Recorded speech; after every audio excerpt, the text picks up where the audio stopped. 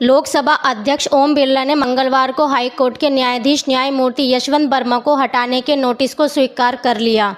उन्होंने जज के खिलाफ आरोपों की जांच के लिए 3 सदस्यीय समिति भी गठित की। लोकसभा में यह ऐलान करते हुए ओम बिरला ने कहा कि न्यायमूर्ति वर्मा को हटाने की प्रक्रिया शुरू होनी चाहिए क्योंकि उनके खिलाफ लगे आरोप गंभीर प्रकृति के हैं।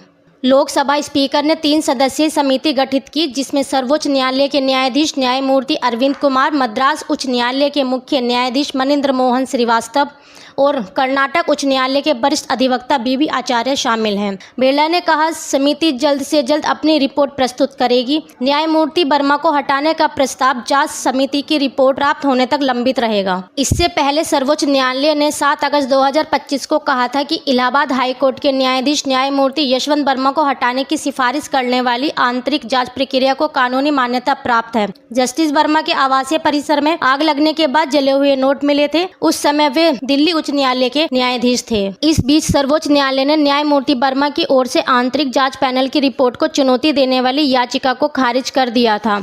शीर्ष अदालत ने जस्टिस वर्मा की उस मांग को भी खारिज कर दिया था जिसमें भारत के पूर्व मुख्य न्यायाधीश CJI संजीव खन्ना की ओर से उनके खिलाफ महाभियोग की कार्रवाई शुरू करने की सिफारिश को रद्द करने की अपील की गई थी। यह मामला 14 मार्च को उनके दिल्ली स्थित आवास पर आग लगने के दौरान दमकल की गाड़ियों की ओर से कथित तौर पर नकदी पाए जाने के बाद सामने आया था, जब वे दिल्ली उच्च न्यायालय के न्यायाधीश थे।